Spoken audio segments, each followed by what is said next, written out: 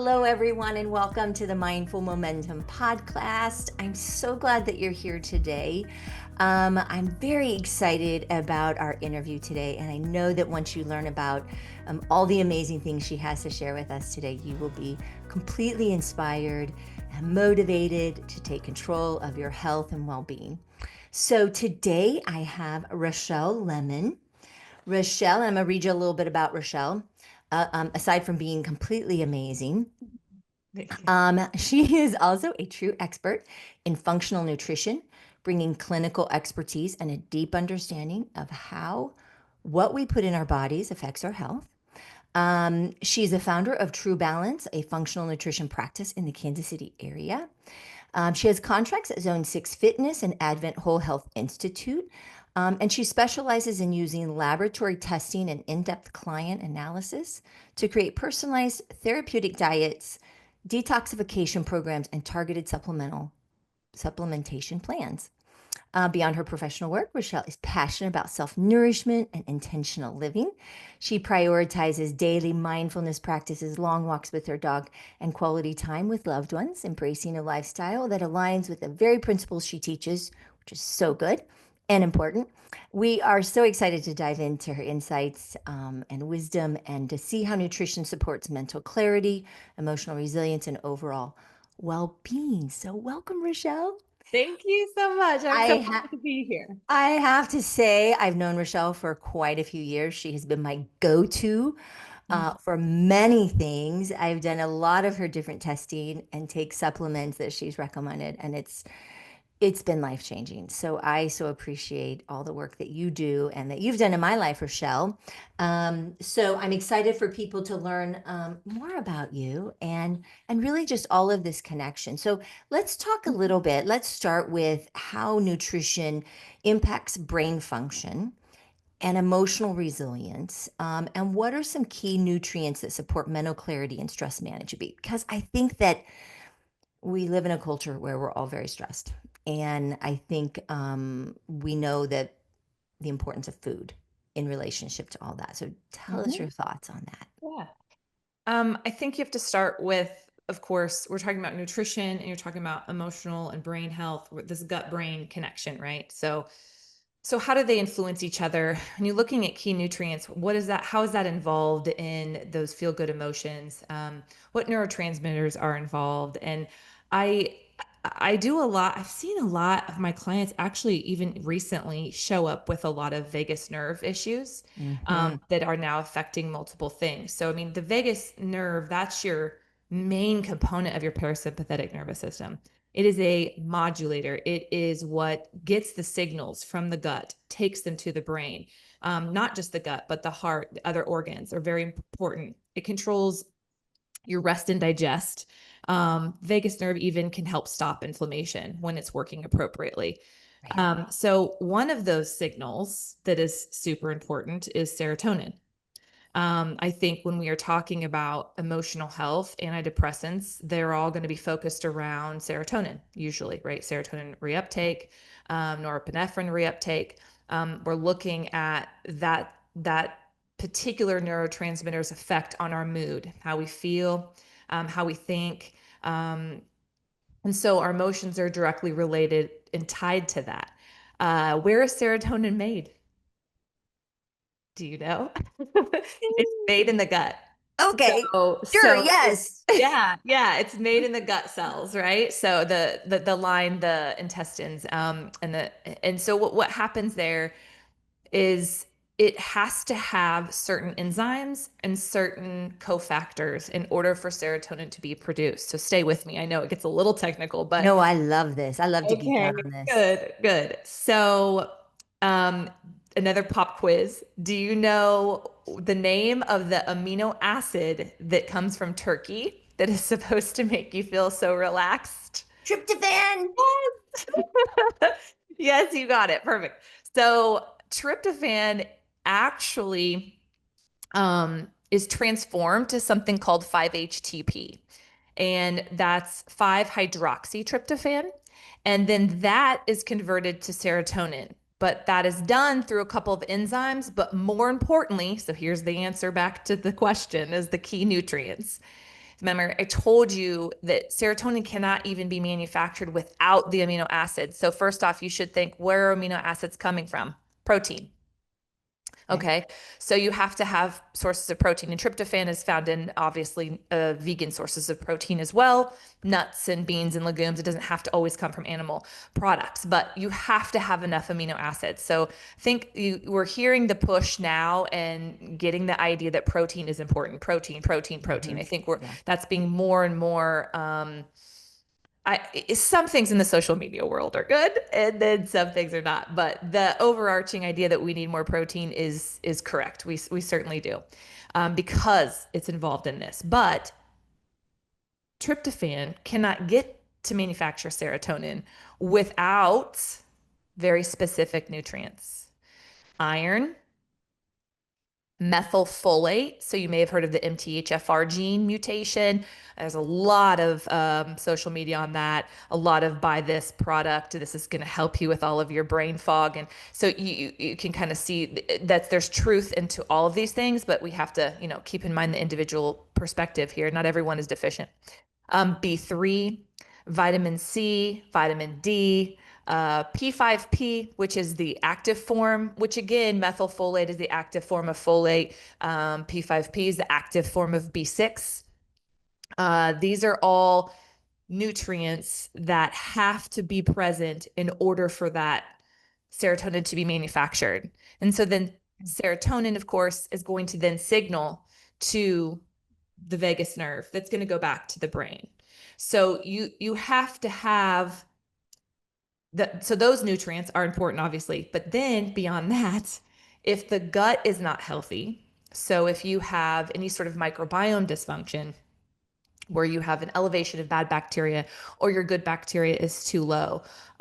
Or beyond that, your gut function is a little bit off. Maybe you have some issues with digestive enzymes and pancreatic output. Maybe you're not detoxifying as well, and specifically liver detoxification. Maybe you have some undiagnosed food sensitivities or inflammation. So, all of those things, if the gut isn't healthy, then that's going to compromise that communication. So, Right. again, we have to, when you're asking about those key nutrients. Well, I mentioned those vitamins and minerals that need to make the serotonin, but you also need, good, healthy probiotics, prebiotics, fiber. Your GI function has to be working really well. These things sometimes are the chicken and the egg situation. You can have a Yeah. slow, sluggish gut from vagus nerve issues, which can come from trauma and overstimulation.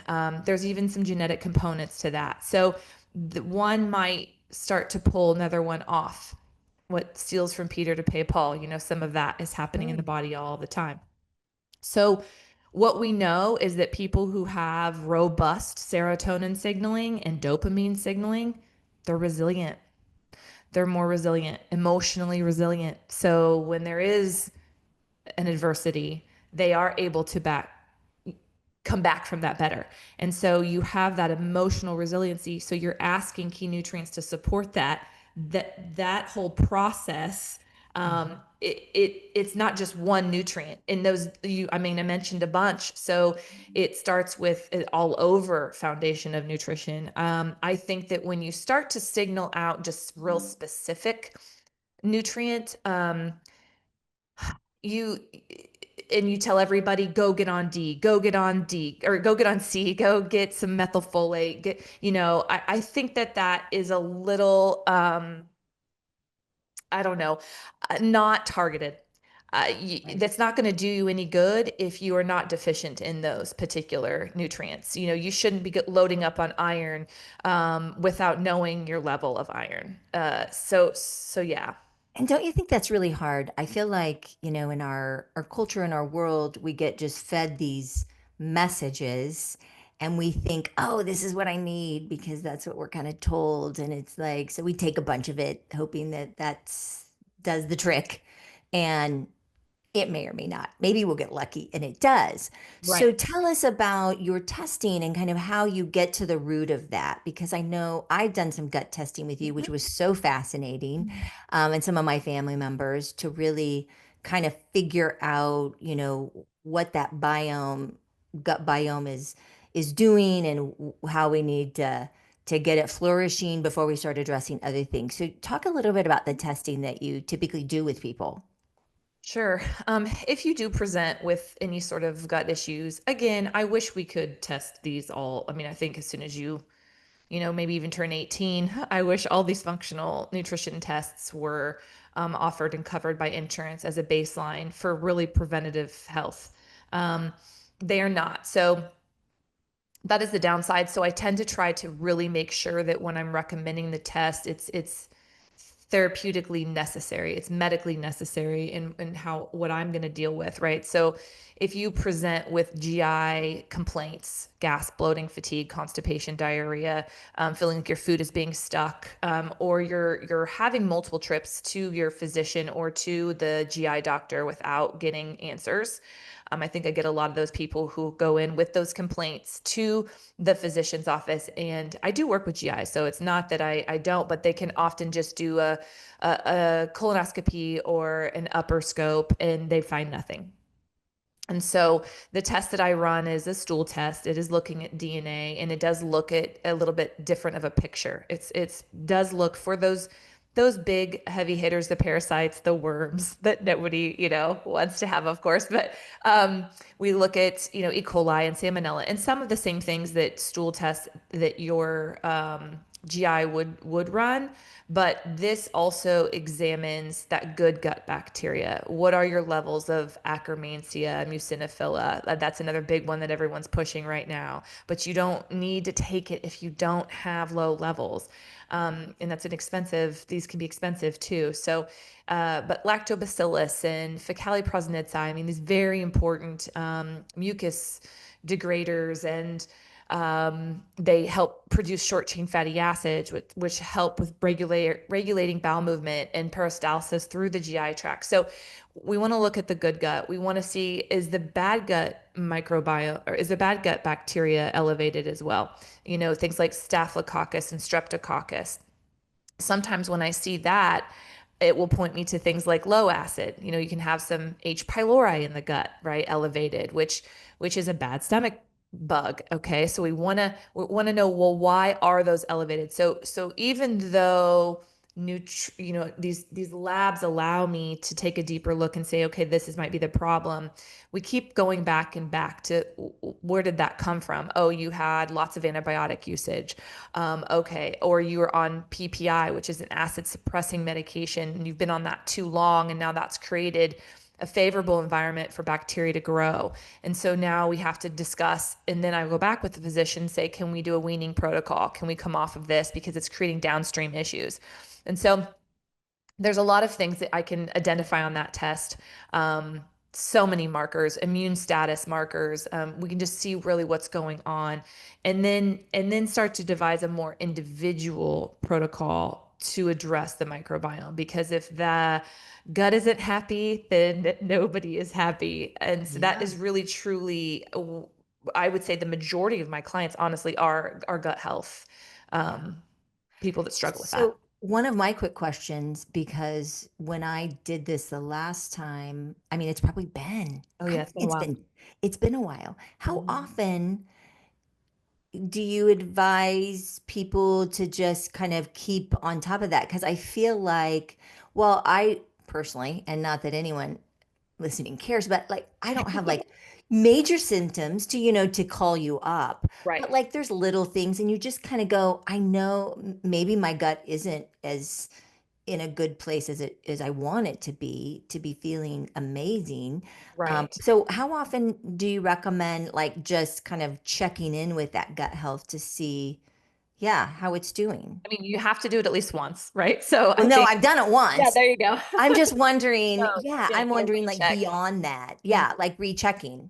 Is it So what something I people could usually do say, every year or two or a couple yeah, years or I mean, 5 years? absolutely. I would be looking at a year or two if there's no other symptoms. I just retested myself when I had a bout of food poisoning, or there's a major GI change. Sometimes illnesses, if you go through a bad bout of COVID or something like that, we want to see if because COVID's a whole other topic, but COVID.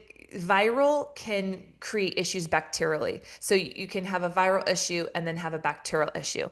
And so it can alter the microbiome again. And then that's going to make you more susceptible. So you do anytime I would say there would be a major change as far as the immune system is concerned, illnesses, reoccurring infections, any antibiotic usage, that would give Lou to like what's going on there. Why we need to just dive in there. Now, as a sort of precaution. I don't test myself because I don't really have anything going unless I do. But if I Yeah. don't, I can go 2 years. Yeah. I mean, I can tell, you can tell by your stool also, you Oh, know, yay. there's a stool chart out there that I love to use. And if it's looking like that, we're doing a pretty good job. Okay. But yeah. So, but you can address, I mean, mental and emotional health certainly are greatly impacted by what your GI is doing. I mean, if you're constipated, you can have brain fog, right? I mean, I've got another client who's had a gastric sleeve done. Was put on a GLP-1. That's a whole other topic too. That did not fare well for her. She had an immediate gallbladder removal, and now she's having a lot of digestive issues. And so we have to sort of go back and rebuild that digestive system for her. And so sometimes it's not as easy as like go take a probiotic. In those cases, you for sure need to check out your whole microbiome. Yes, you're right. Sometimes putting a little bit of something on it, my young crowd, if they're like, oh yeah, I'm suffering from this, I'm like, okay, go try a probiotic. Let me know how you feel. And sometimes they're like, wow, that really did it. That's all I needed. Okay, great. So, but then others, when it's a little bit more complicated, then yeah, we got to dive in a little bit more. Okay. Yeah. Well, and I don't know if we want to dive into GLP-1s, but it's a fascinating conversation. Could you tell us just your thoughts about that in briefly? Because Yeah. it is everywhere. Mm-hmm. And I do think that people's desire to lose weight, I mean, me included, Sure. would love a quick fix to Sure. use those. And so who do you recommend to use those? What's the upside? What's the downside? I have had two clients that have chosen to go that route that feel like have been successful. Um, the others, not so much. I know that I can speak for our clinic as a whole that that's not something that any of us recommend because we are very foundational, which means sleep, food, exercise, meditation, and mindfulness. So mental and emotional health, right? These are the four pillars. We're constantly striving to change and make habits out of those things. And so that pill doesn't do that. Now, for some, I had one gal who had like a 20-pound weight gain due to a medication that she had taken, and she worked out every day, she ate well, and it wasn't coming off, and it was very frustrating. And she needed to be in a calorie deficit, but you have to be careful with that because the metabolism can be disrupted very quickly. But she took it, she did it for a short stint, dropped her weight, came off of it, and maintained her foundation. See, she already had the foundation in place. So that's Mhm. why it worked. Another gal, same thing, had a good foundation in place, but had a little bit of addiction to alcohol. And so, microdosing might be, she did a little more than that initially, but then cut back, found that helped her to stay away from that. And Mm. so, and she had already had good foundation otherwise. So again, she was successful. She did not have major side effects. There was nothing there aside from a little bit of nausea. It was okay. But I have other people who have shown up with dramatic bone loss to the point where, they're 30 years old and they're saying their bones look like that of a 70 or 80-year-old. Um, I have had people with that drastically affect the digestive system. So it will Mm. slow things down, and then that creates sort of this backflow. and it taxes the gallbladder. There's a lot of those coming out from this surgery. And there's lots of things that are not fixable. And then you lose muscle mass, right? And so a lot of these people are taking it are not, I mean, I just spoke to physicians about this the other day, and they said that they prescribe it and they tell their clients or patients, you need to be lifting weights. You Mhm. need to be doing those things. And they know that when they tell them that, they can look at them and they know they're not doing it. Okay, but they can't, the client's like, oh, sure, sure, sure, right? I just want Okay. to lose the weight. Right. And I think that's, you have to understand the risk versus the benefit. Yeah. And that's where it becomes really challenging. And so there are people who, if you're weighing an exorbitant amount of weight and you Sure. have diabetes and you are obese, right, and you've got multiple comorbidities, okay, then maybe this is an option for you. Um, uh, it just, there's health and then there's weight loss, and they don't always go together. And you can have a lot of people that say, gosh, this saved my life. And I am finally the way I needed to be, where I wanted to be, which then gave me the motivation to go work out and to eat better and to take care of myself. So all of these people are in their own boats. I would definitely say you have to really get multiple opinions, because the same client that had all these problems had her gallbladder surgically removed. She was in sepsis. She went back to her physician and he wanted to put her on it again. And her surgeon said, absolutely not. And so it's challenging when you can't trust the physician's recommendation to take this drug. Yeah. And you are signing up for some pretty serious side effects at times.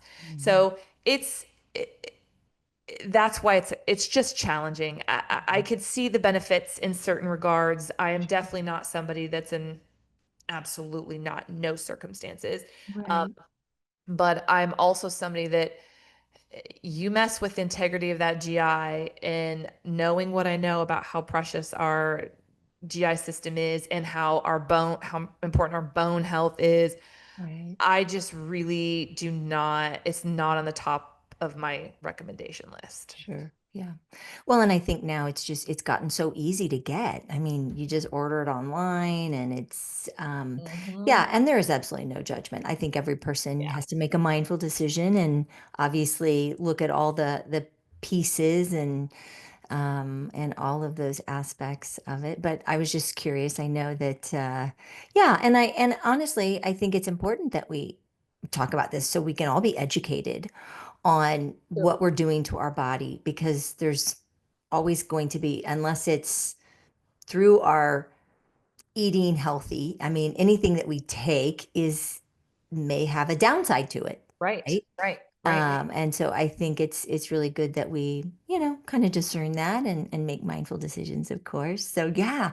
Okay, let's talk a little bit about energy level Mhm. and stress. What are some simple functional nutritional strategies that could help individuals maintain energy levels and maybe emotional balance throughout the day? Because I think that is something obviously that a lot of people experience is high stress, chronic stress all day long.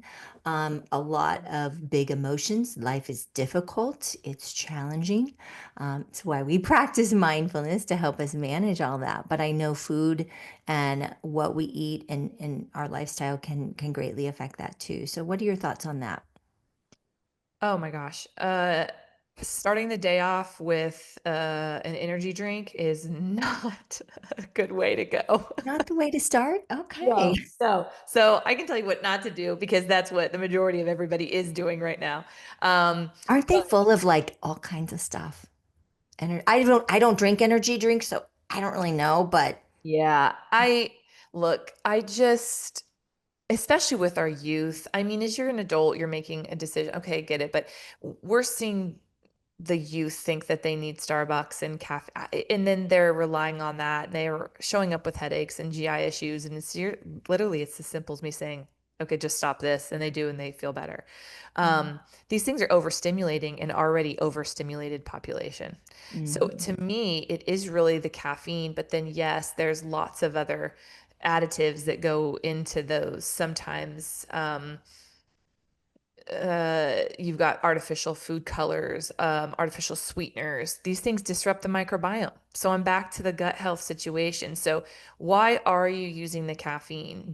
Are you not getting enough sleep? Because then that's the root cause. Then we need to determine what's happening there. Um, a little caffeine is okay if sleep is not disrupted, if we are not feeling anxiety, if we're not feeling, having a rapid heart rate, those types of things, then I think it can be used My normally. 2 cups of coffee are okay in the morning. Yeah. Yeah. Black. Yeah, yeah, yeah. I Yeah. mean, and for some people, again, we talk about risk versus benefit, and I have a lot of clients that show up and they're like, "But that's what I love. I love the coffee. It's ritualistic. It's the thing that I love the most in this world." So then I'm like, "Okay, just keep the coffee. That's clearly doing something for your psyche and your emotional like support. Like, we'll keep that. We'll work on something else. Yeah. So sometimes it's not that isn't what I always jump into, but if you show up and you're very energy depleted or you're having a lot of fatigue, I usually remove that first because I need to see what's naturally happening with your cortisol levels. Caffeine is liquid cortisol, so you're compensating. Again, why? What's happening on what is stealing that energy? But as far as other nutrients go, I think we also, Robin, I know you and I talk about this a lot, but you can't tell people to do too many things at once. It won't happen. Right. And so that it's too overwhelming. Now, if you present with lots of issues, say you have, diarrhea 5 times to 10 times a day, we can't just make a little change at that point. You now fall into the category where we have to make 20 changes at once. I help you do all of those. I tell you exactly what to do, but you have to do those now because we have to reset you. But if we're talking about just general, nutrition guidelines and you have nothing else going on, so we have to rule out like the labs, the major symptoms. If you have migraine headaches, rashes, skin issues, any GI issues, something that keeps reoccurring, you fall into a different category of which your therapy needs testing, your therapy needs to be looked at a specific diet. But for the general population, pick one healthy behavior and just focus on that for as long as it takes before that thing becomes a habit and then it isn't work for the brain anymore. Hmm. I love water and electrolytes. So I would say that is one thing that I find that people can usually do that makes a big impact but doesn't require a lot of energy from them. I do like the liquid IV. There's another one I like at Sprouts. Oh, I think it's called Pure. It's maybe sweetened with stevia or monk fruit. Um, and then it does not have artificial colors and it has sodium added to it, which helps you absorb water. So people that are frequently going to the bathroom a lot, now not because of some sort of structural issue, that's different, but if you are drinking too much water, you may not be absorbing it appropriately. And so some people will really not get some healthy eaters, really healthy people tend to not get enough salt. And so I have to add that back in. Or if you skip a meal, which is a lot of people skipping meals in that first part of the day, at Hmm. least get the hydration and that a little bit of those electrolytes going to start flushing out the kidneys, flushing out the body, getting those detoxification systems because you've just fasted all night. So I Yeah. really, really like water and electrolytes in the morning to get going if you're doing nothing else. And if you have to have the coffee, fine, have this in addition. Yeah. Um, Okay, so can you just drink water? Because, okay, I tried that liquid IV and mhm. it tasted like salt water. So you Ah, have to make sure, I was I like, this don't is have my not good. jug, but like, so this, you can't probably see this. So I have like a big 32-ounce flat, I guess it's just a jug, right? Of Yeah, water. like this So one. yes. Okay. Yeah, it's like a Stanley, but it's not. So that's why I didn't say Yeah. it. But Yeah, 32 ounces. And I put that in that whole thing, not in So like a it's smaller glass. so it doesn't taste, it just takes a taste a little Right. So you have a tea. little bit of that flavor. So I dilute it quite a bit, but you're still Um, just getting a little bit. If it's too much, then yeah, ugh, it has an I was awful. like, I gave it away. I was like, I can't Yeah. drink this. So I mean, water But just isn't sufficient enough. I mean, I drink it just water all day long, but right. I'm just curious. If it would depend on what your meals look like also, and maybe what your urine output looks like. Uh, So, um, it, and again, I'm speaking to maybe, you've got multiple levels of listeners here of where they are in nutrition. sure. Yeah. So, if you're ultra healthy and you are using sea salt on your meals, you are getting enough through that, then you probably don't need that. If you are skipping meals or intermittent fasting, I like to see that steady Okay. supply throughout the day. Okay. What? Yeah. Mhm. Go ahead. Well, I was just going to say, so what is your, okay, I'm totally going off here only because I'm so Sure. curious. Sure. What is your opinion about fasting? I mean, I do some fasting. I kind of like some of it. I haven't really found it to be super helpful, but I think I feel a little bit better Mhm. personally. And I've done various fastings, but what are your thoughts on that? Yeah, I think that, and again, I'll go back to the other gals in the clinic too, just to support that we all sort of have a similar philosophy. But um, Yeah. yes, I think it is one of those that can be very helpful. And then for others, not so helpful. So, my young gals, I don't like it. I think it can disrupt hormones when we're not fueling throughout the day. Hmm. I think as we get older, it could have a place. I think we have to be careful if you've got thyroid conditions.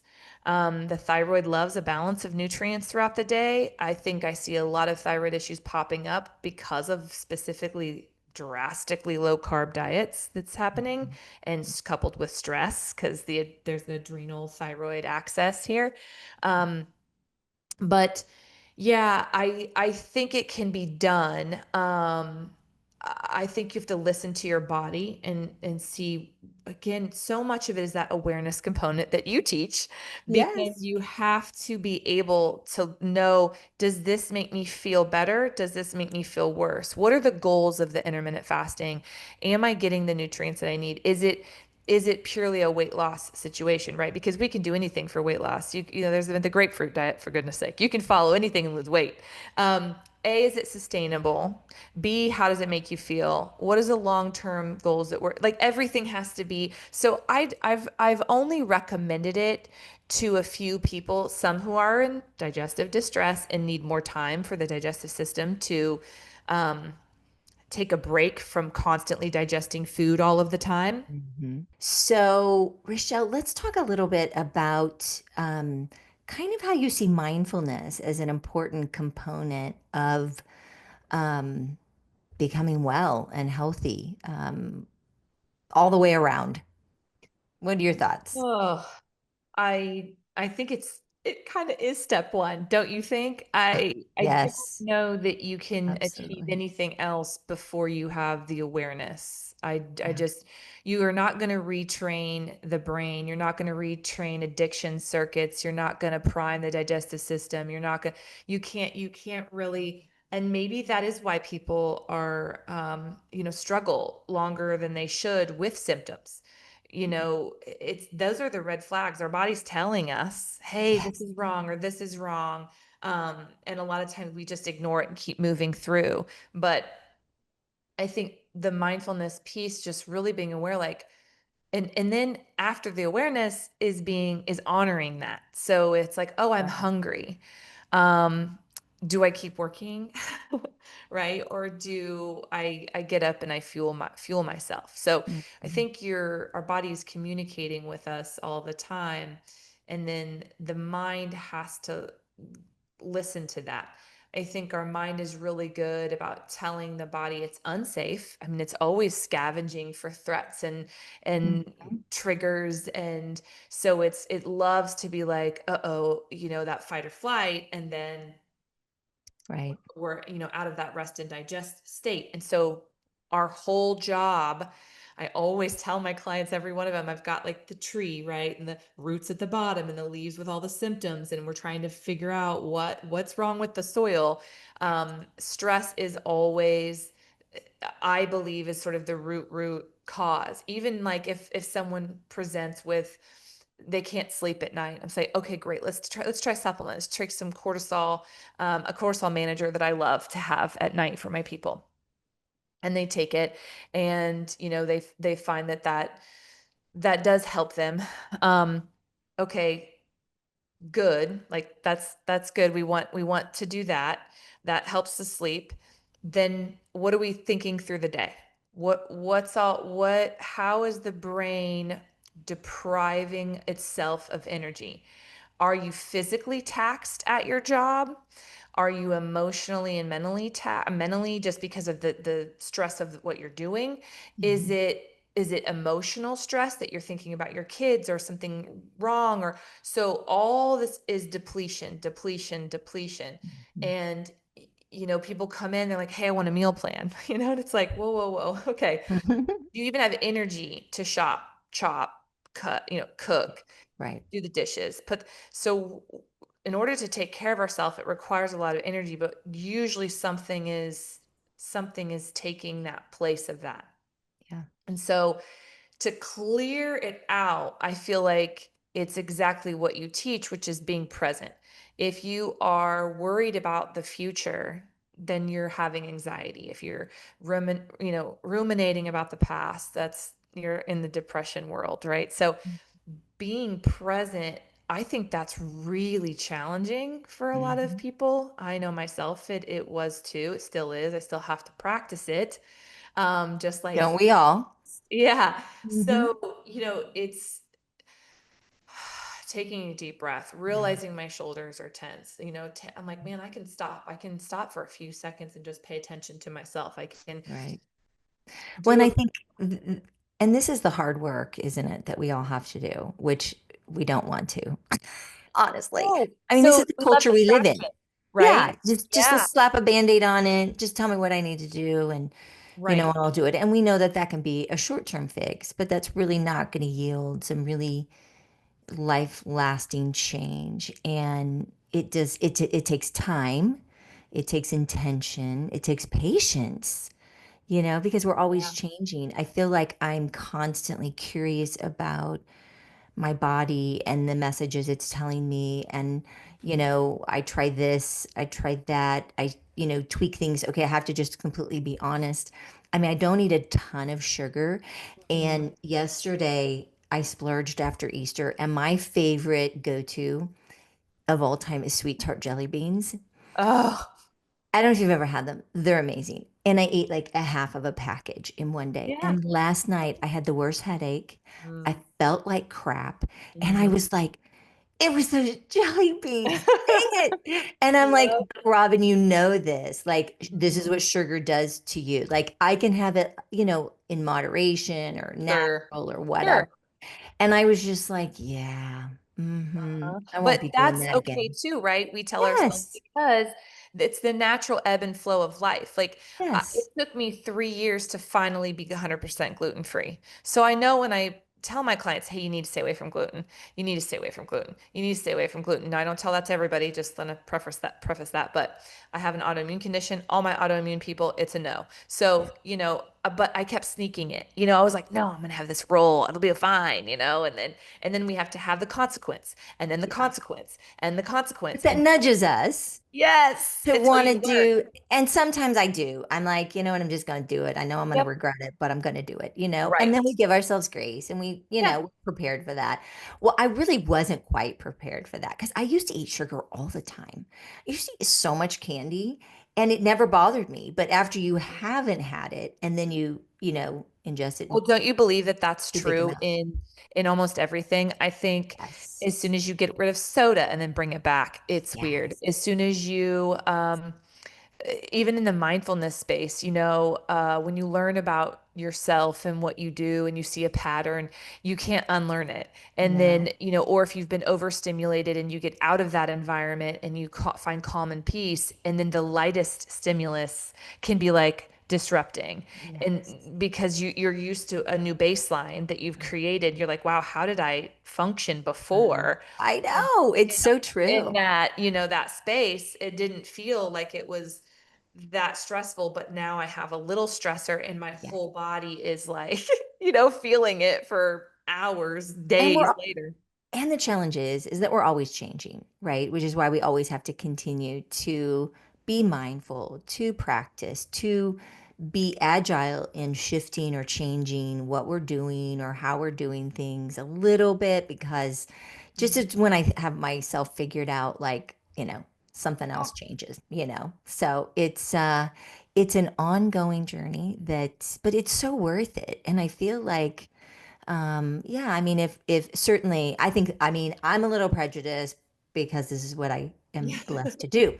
But I do feel like it's really the foundation of practicing mindfulness, really the foundation of any kind of change anybody wants to have in their life, Yep. you know? Yeah. No, I could not agree more. We have to slow down a little bit. Yeah. And, Well, and to just inquire within, mhm. even discover, some of those things that might be deeper that we maybe need help with Right. professionally or maybe not or I mean just there's just so much to learn but Yeah. yeah, And that awareness and self-understanding is at the root. Yeah, I so think that's what the resiliency piece is. How do you flow?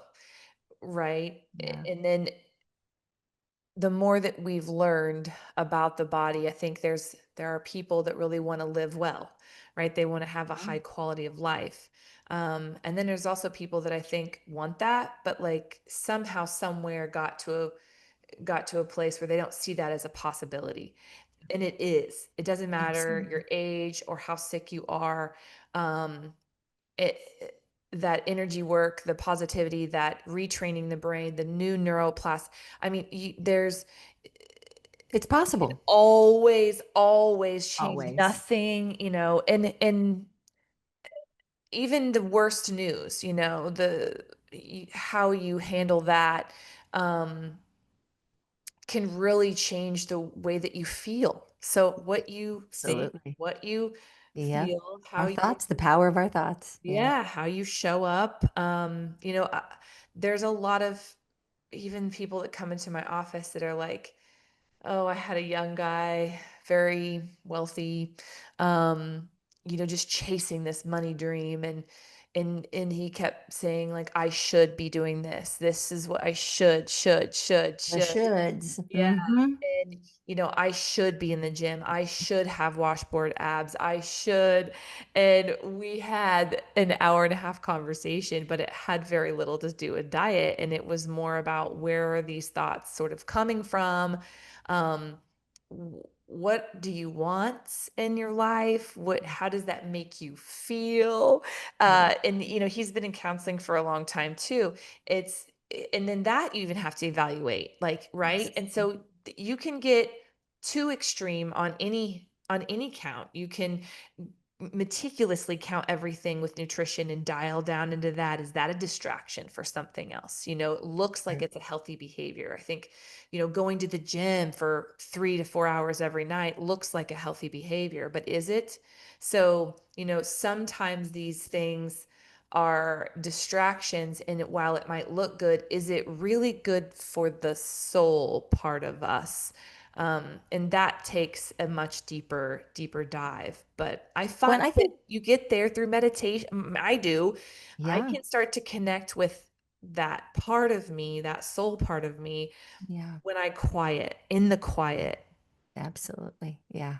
And Well, I thank think too, what you alluded to, it's also figuring out what's sustainable you. because I find that as well, many people will dive all in to things. And I'm not saying that's not good, Right. but how do we find that balance that's actually doable in our day Yes. in, day out life, the days, the months, the years, kind The of thing. balance. Yeah, It's balance. finding that What is balance? balance. Yeah, Yeah. it And is. it's different for everybody. I mean, It it feels is. like, right? It's just, but you Absolutely. still have to, that's why you said it's not good or bad. It isn't good or bad, whether or not you tried this keto diet or you did this diet. It's not bad. It's just more learning, more, oh, I learned that when I did that. Yes. Okay, my body Yes. likes this, it doesn't like that. Oh, I've realized I tried vegan. I do better on animal protein. Like I have to incorporate that. Like, oh, I did good on this, but I couldn't sustain it. So like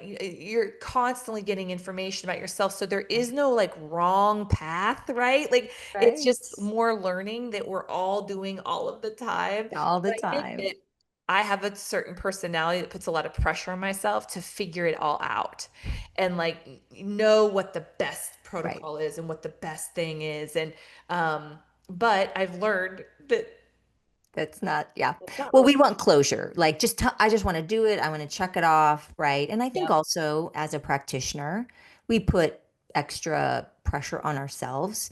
I mean, we need to be living what we're teaching others, but that's also admitting that we're a work in progress, just like they are too, and we're doing the Yeah. best we can. We're all doing the best we can. We Um, certainly are. yeah. Yes. And we're in it together. We Yeah, truly. absolutely. We are. I love that. And so, Rochelle, really quick as we kind of wrap things up, two things I want to ask you. One is, what does a day in the life of Rochelle look like in terms of nutrition and movement? And I kind of you've mentioned that you do a little bit of mindfulness, but what does a healthy day in your life look like?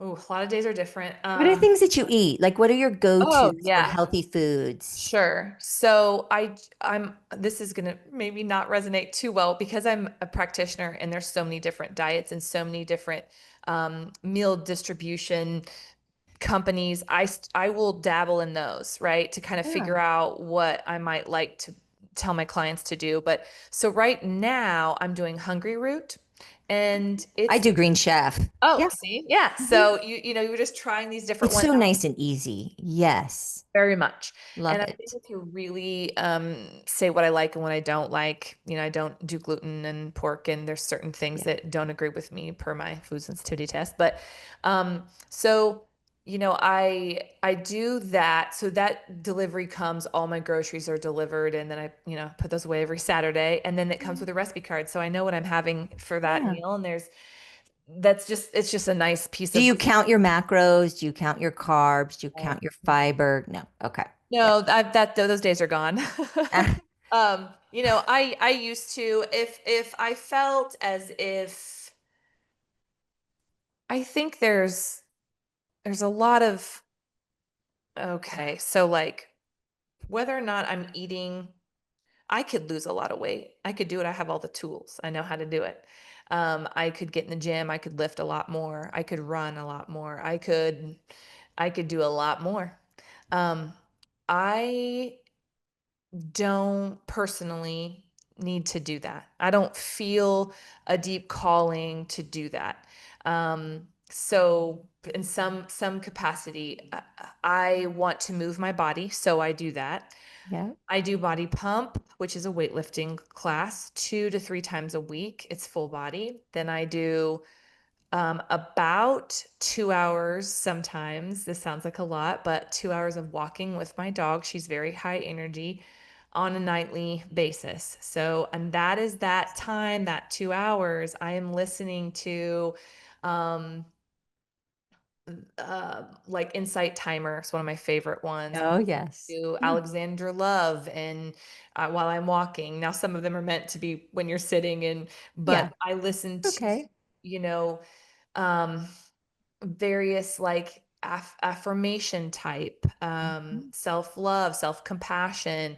I like Sarah Blondin's work on Insight Timer about honoring self and fear-based things and all the things we still are working on. And Yes. so I find that I'm just not plugged in at that time. I'm in nature, which is what feels really good to me. Yep. So important. I'm physically moving my body and my energy because I have a lot of it. I'm a high energy person. Mhm. So yeah, I that's really what it looks like. It's work, it's bouncing around multiple clients.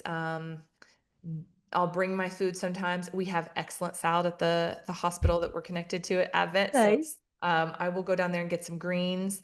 Um, I have to think ahead a little bit about what my work day is going to look like the night before. I'll get some stuff packaged up, put it in a cooler, get ready to go. Um, Sometimes I have to eat out. I will. I'll find things. And then other times on the weekends, it's Taco Bell sometimes. It's terrible. I mean, I look What? at it like, well, this is awful food, but Wait, we're Taco out. We don't have Bell. anything to do. And we got to get to this kid's thing and that kid's thing. So it's like, oh, okay. Uh, Yeah, that's so so then funny. it can be Okay, terrible. let me ask you really quick. What would be your favorite go-to healthy fast eating? So if we're in the South, like Overland Park kind of area, Whole Harvest is a vegan restaurant that is I like that. Yes. fantastic. Yes. I know the owner and he's amazing. So Mhm. I really love all of their food. You can't really go wrong there. Like there's Yeah. nothing unhealthy there, like nothing. But what about faster? Like Um, I mean the standbys, Chipotle, um, is probably the I like Medis. Eddie's, I haven't been there. Medis. It's Mediterranean. Oh, okay. Yeah. Kava is kind of Mediterranean. Which one? Kava. Have you Okay, been I to have not Kava? heard of that. Oh, okay. But I just know you can get these huge thing of raw vegetables and hummus. Oh, it's so Hmm. They have their chicken is good. It's lean. I like that as well. They have vegetables that you can get, and that's fast. Yeah. So those are probably my two biggest go-tos. I did First Watch today actually and I had Mm. the triathlete egg white omelet, Yeah. and then the chia pudding. Yes, Oh, yes, I love that. That's my favorite. That's my super good. go-to because Yeah. I do love that. I mean, I feel like, and we could probably do a whole nother episode on eat this, not that type of Yes. mentality because it's, we have to live in real life. Right. And Right. sometimes it's just finding the best option where you are. Mhm. Heavy on the fruits and vegetables and protein and less sauces and less Yeah. dressings and things like that, But Yeah. anyway, well, And then listen, I could talk to you forever, Rochelle. I know, and I just so appreciate you being here. If someone is interested in reaching out to you, just to have a conversation in their own health and where to start, how would they get a hold of you? Sure. I would say if you're in Kansas and near the Overland Park area, that you would call Advent Health, our Whole Health Institute there, and set up an appointment with me at that location so I can meet with you that's closer to your home. And then if you're in the north, I have my own practice. And so I would have you get in touch with me. I have a website at findtruebalance.com. You can go there to set up an initial consult. My cell number is on there too, so you can always reach out that way. My consultations, my initial is 250 for the first hour that we meet.